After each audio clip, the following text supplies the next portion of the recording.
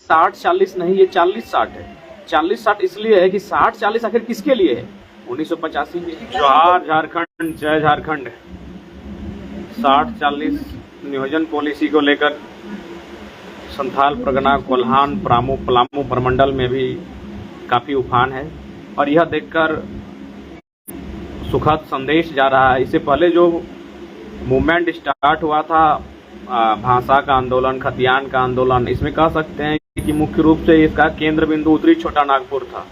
इसको हल्का सपोर्ट रांची का क्षेत्र यानी दक्षिणी छोटा नागपुर का बस एक जिला रांची ही सपोर्ट करता था। कोल्हान के 2 जिले 3 जिले सपोर्ट करते थे और कभी कभी संथाल परगना का कुछ जिला सपोर्ट करता था, पलामू मरमंडल अछूता था।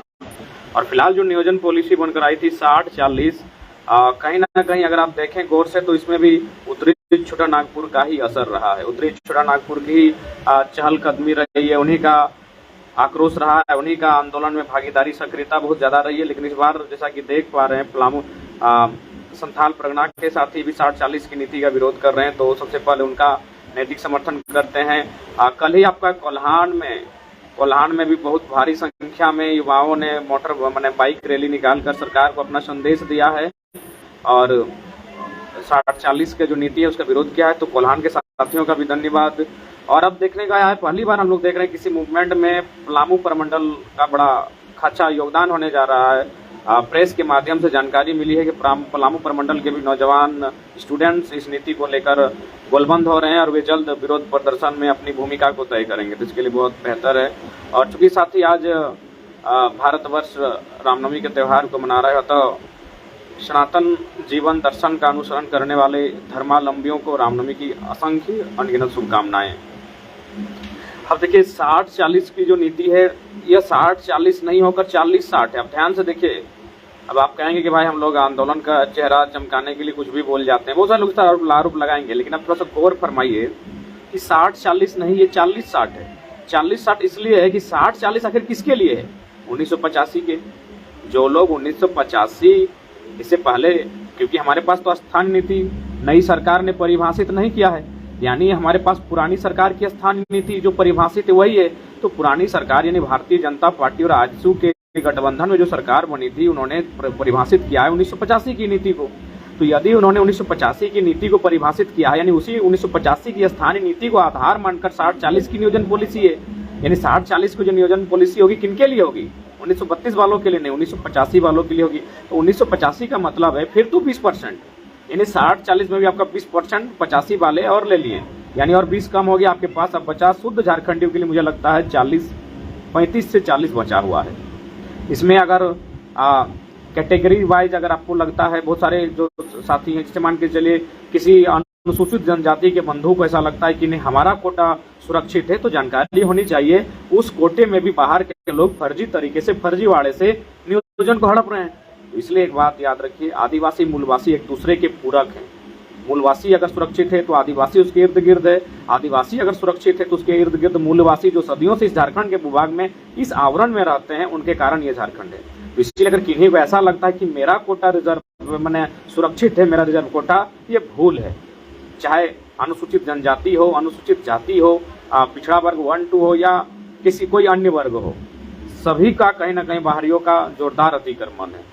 सबसे जोरदार अभी देखिए EWS का तो कोई परिभाषित नहीं है ना कि झारखंड का के लिए झारखंडी EWS कहाँ का होगा, तो वहाँ भी जोरदार लूट है।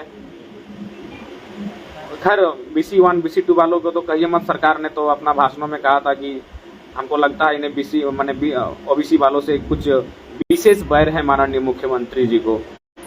और जहाँ तक शेड्यूल ट्राइब वर्ग से आने वाले अगर साथियों को ऐसा प्रतीत हो रहा है कि नहीं उनका कोटा सुरक्षित है, तो शायद उन्हें पिछले 2-3 सालों का आंकड़ों को उठाकर देखना चाहिए। वहाँ फर्जीवाड़े से उस कोटे में भी भारियों ने किस प्रकार आक्रमण किया है। CNT भी तो थी उनके संरक्षण के लिए, SPT भी तो ही हमारे संरक्षण के लिए। तो संरक्षण होने के बावजूद तो हमारी जमीनों को लूटा गया। जब हमारी जमीनों को लूटा जा सकता है तो नौकरियों में तो ऊपर में सारे अधिकारी बाहर के लोग बैठे हैं। इसलिए इस तरह आश्वस्त होकर ना रहे कि हमारा कोटा या फिर हम जिस कैटेगरी से आते हैं वो कैटेगरी सुरक्षित है, तो ऐसा नहीं है। आप पिछले 2-3 सालों से चले जाएं, किसी भी कैटेगरी को उठाएं, वहां भी डाका डाला जा चुका है। अरे जब हमारी जमीनों पर डाका डाला जा चुका है, जो जमीनें CNT SPT के अंतर्गत आती हैं, उन जमीनों को लोग हड़प रहे हैं, तो यहाँ तो 3rd और 4th ग्रेड के नियोजन की बात है। यहाँ तो चपरासी, कलेक्टर, दरोगा और पुलिस और माने किरानी का और माने हवलदार और जमादार की बात है। तो इसीलिए ये 60-40 नहीं है, गौर कीजिएगा, ये 40-60 है, क्योंकि ये 1985 लागू होता है यहाँ। 1985 को आधार मानकर 60-40 दिया जाएगा। अतः आप यह कह सकते हैं कि 1985 को अगर आधार माना जाता है तो 1985 में क्या होगा, उसमें तो गैर झारखंडी आएंगे ही। NDA की जो पॉलिसी है 1985, तो इसलिए इस फिराक में ना रहें। ये 60-40 नहीं, 40-60 है। तो इसके लिए पूरे राज्य में एक दिन आहूत किया जाए, जोरदार आंदोलन किया जाए अन्य राज्यों के तर्ज पर, तभी जाकर एक बेहतर सकारात्मक असर सरकार पर होगा। बाकी सरकार का बाहरियों के प्रति किस तरह प्रेम जाग रहा है, ये आप देख सकते हैं। ये आप देख सकते हैं, भली भांति देख सकते हैं कि किस प्रकार से सरकार का बाहरियों के प्रति प्रेम जाग रहा है। तो इसलिए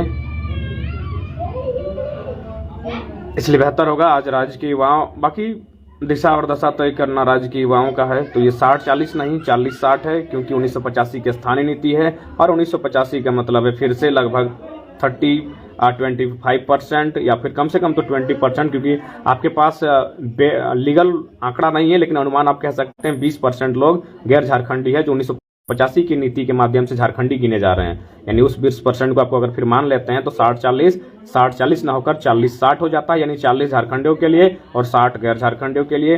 पूरे भारतवर्ष में एक ही वो राज्य है जहां इस प्रकार की पॉलिसी है कि आधा सभी कम झारखंडियों को और आधा। और आप तो सबसे मजे की बात है, आप टीचर को देखे होंगे जो शायद कोचिंग पढ़ाते हैं, पहले जो भी टीचर है उनका सम्मान करते हैं। हम लोग भी टीचर से पढ़े हैं और हम लोग भी टीचिंग करते हैं, यानी पढ़ाते भी हैं, पढ़े भी हैं, आज भी वही चल रहा है। तो वो एज ए शिक्षक उनका सम्मान करते हैं, लेकिन ध्यान दीजिएगा वो क्या बोलते हैं कि अरे झारखंड में भी फॉर्म भर सकते हो।